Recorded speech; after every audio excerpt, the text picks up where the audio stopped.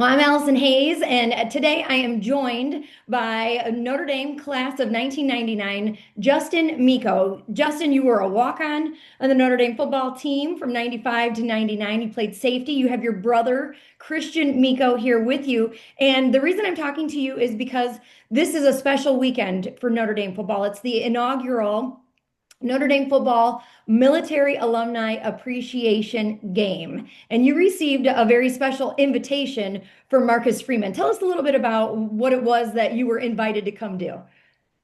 Coach Freeman extended an invitation to members of the Notre Dame football community that are on active duty or previously served in the military. And I thought it was a tremendous act on his part to recognize the military service of so many of the Notre Dame football alums.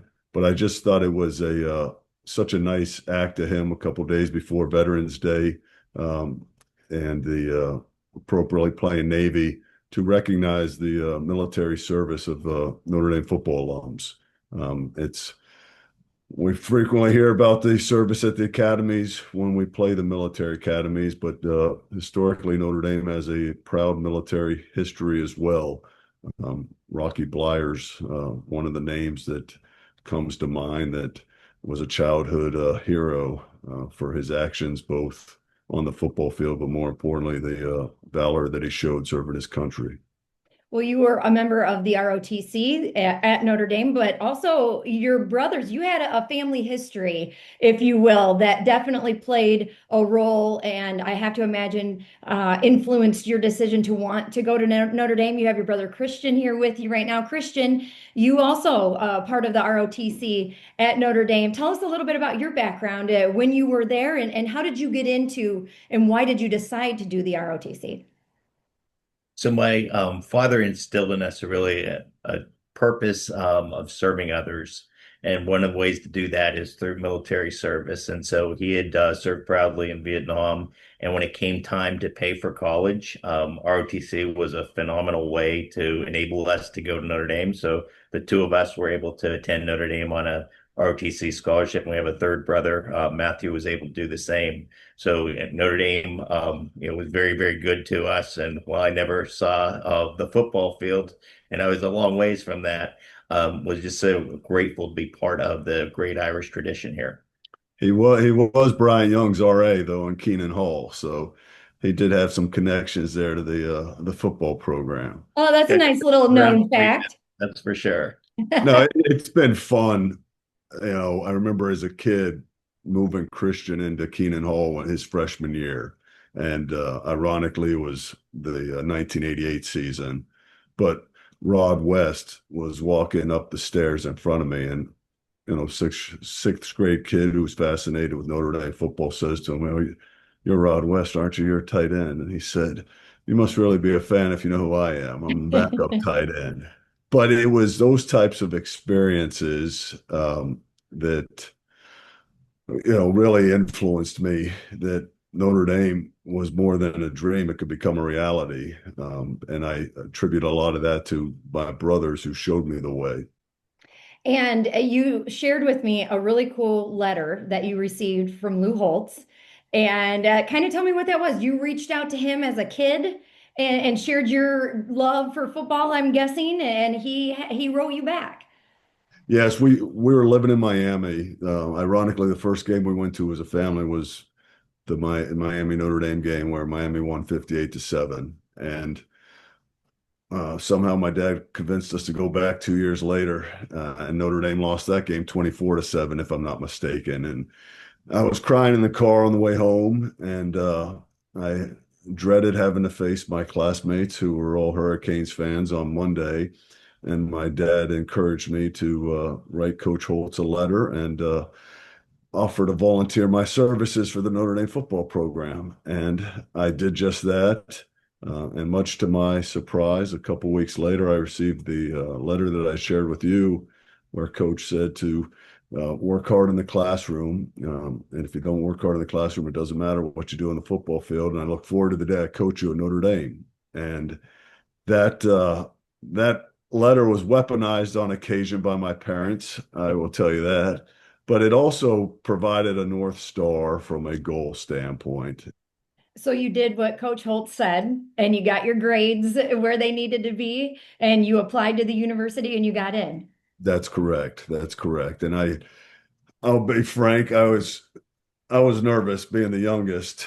The pressure was on after my brother Matt had been admitted. I had these visions of going to family reunions. Who's that? That's Uncle Justin. He didn't get into Notre Dame. And so there was some pressure there that I probably internalized more than I ever expressed.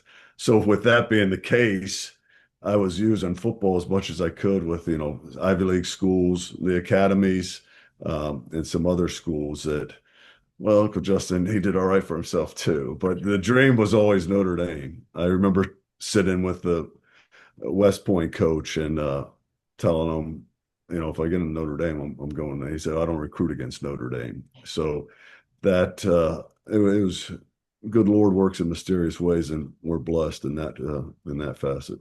I want to ask you some more football related questions, but Christian, you can talk to this. Your father, he was a Vietnam vet and you were a military family, but he then went on to get his master's degree from Notre Dame. At what time in your life and his life did he do that? Were you still children at that time? Were you born yet? Or did he come back maybe while you were in school and go get his master's? Yes, so we were still dreams at that point. And so my parents had just gotten married, and I was born right after he had left Notre Dame. So I was the first one to come along. So we did not see it during his student years, but we definitely lived it during his alumni years, and more so on Saturdays and other days of the week. On the ROTC front, I'll say ROTC really is a fantastic opportunity at Notre Dame because I think it allowed a number of us to attend Notre Dame who would have otherwise not financially been in a position to do so.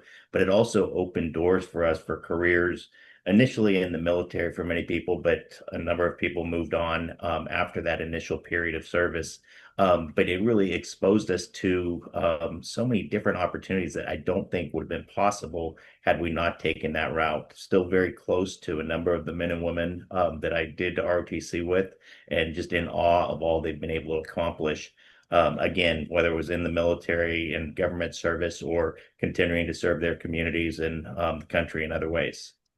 And Notre Dame's program, Allison, I'm not as up to date on it as I should be. But back when we were students, Notre Dame was one of the few schools in the country that had all three military branches represented. And they actually also had a Marine detachment as well. And that was unique to Notre Dame. I remember at a time, you'd have to fact check me, but for quite some time, Notre Dame was the second largest source of naval commissions in the U.S. Navy behind the Naval Academy.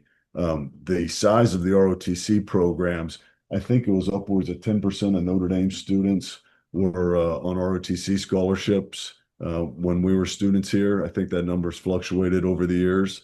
But it's a Notre Dame, and you go to the Basilica, the World War I memorial door with the God Country Notre Dame emblazoned on the outside there. The World War II memorial, Stonehenge, that's adjacent to the library there. There's just a proud and long history of the Notre Dame's relationship with the military. I think the Notre Dame Navy game, the highlights the impact that the Navy had on keeping Notre Dame afloat during the World War II and the relationship there. But they have just a strong relationship with the other branches as well. How did those traits carry over to you as a football player at Notre Dame? I'm going to guess, especially, you kind of caught, you must tell me also, you would not have been able to play for Lou, or did you get Lou's last year before Lou's last year, Okay. Lou's last 2 years there. So Coach Hiltz, the NBA comment that, when him and General Finnan were speaking with you about the Made by Army, again, the subconscious pieces that when you're 18 or 19 years old, there was quite a few things that Coach Hiltz did that you thought were, off the charts crazy. But you came to understand there was a method to the madness, and the structure and discipline. I think anybody that you've spoken to, LLH time, Lou Holtz time, to be early is to be on time, to be on time is to be late is to be forgotten. And that those lessons and the attention to detail, it's remarkable. But it comes full circle that you say, okay, maybe Coach Holtz picked up some of these things in the military, and now I understand the method. And he really did. Like the uniform standards, those were straight out of military standards, with the hair and the facial hair and the mustaches. And you think about how he made us dress for trips. There was no individual, and even in practice, you had to wear the same style sock. And the discipline around, accountability is something that you learn in the military, but Coach Holtz really reinforced. There was immediate accountability when mistakes were made. And what you see when you're doing that in practice, you're not thinking about it in a game. And that was really one of the first things when he left that departed. You went from immediately addressing something to we'll take care of that later, where you don't take care of it later, and then it starts manifesting in games, and then you have a culture where accountability isn't present, and then the dominoes just begin to fall.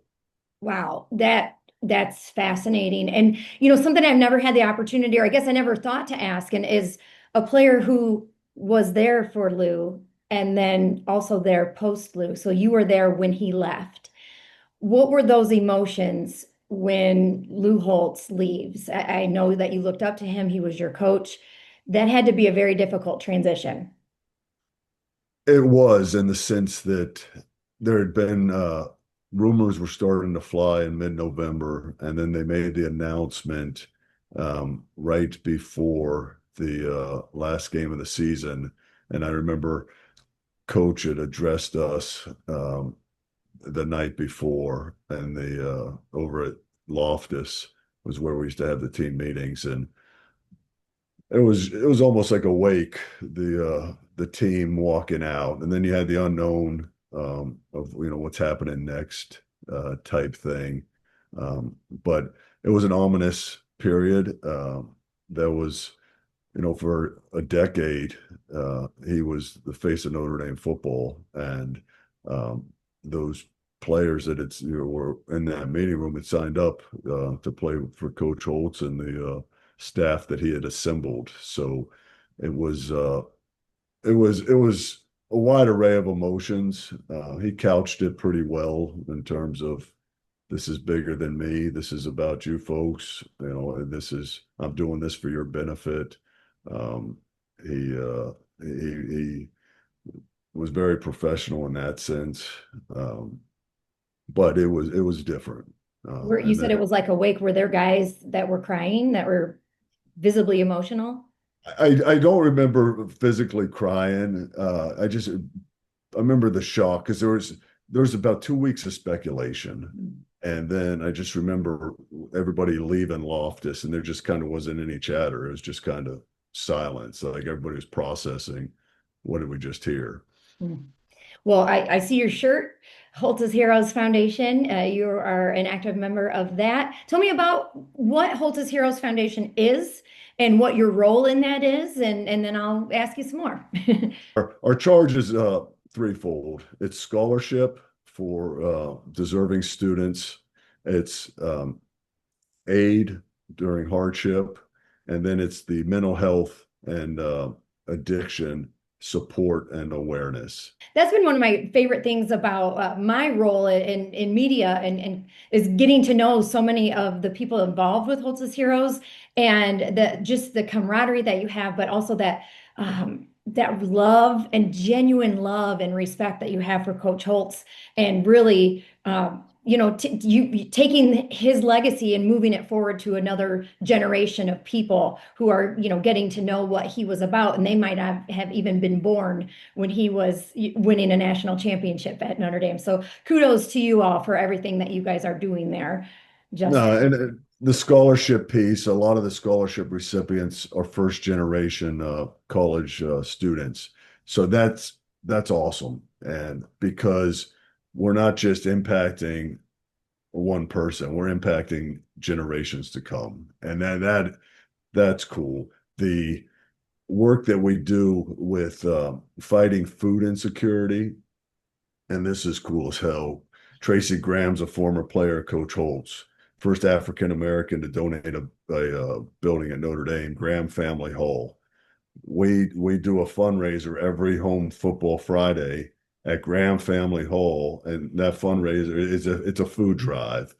So to fight food insecurity and support the Indiana Food Bank and other food banks. But we're doing that, fighting the food insecurity all across the country with our partnership with the Bread of Life.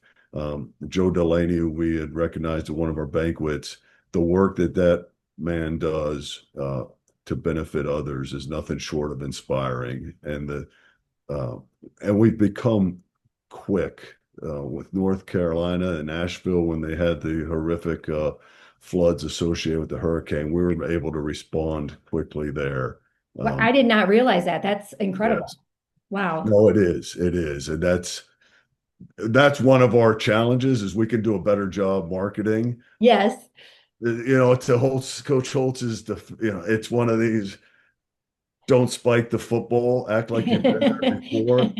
We're a charitable organization. We're supposed to do good. So act like you've done good before type thing. So we can do a better job of telling the story. We're working on that. But what's been great for me is a lot of especially I was the tail end of the Holtz era. And the guys who were at the front end of the Holtz era were the guys I used to emulate when I was playing in the backyard. And they tell you never to meet your heroes. I'd encourage you to meet your heroes if you pick the right ones, because aside from my brothers and my parents, those guys that I looked up to and admired have just been as remarkable as I made them out to be when they were on the football field. But they're remarkable as human beings, separate and apart from football. Well, that's awesome. And to kind of bring us back full circle here, I mean, the reason I'm really talking to you today is because of the inaugural Notre Dame Military Appreciation, and you are a part of that. You were invited to be here. You'll get 2 tickets. You brought your brother as your guest. You get on-field passes before the games. What does that mean to you from the guys that you've talked to that are invited to be a part of this? That is something that Marcus Freeman has made a point to do since taking over at Notre Dame, is he's embraced the former players. He's bringing guys back, but now to extend that not just to former players, but to also really show appreciation for the military service and the connection that Notre Dame has. Coach Freeman's human intelligence and social IQ is off the charts. We're so blessed to have him at the University of Notre Dame. The affection that he has for the military, I think, is grounded in the fact that he was raised by an Air Force veteran.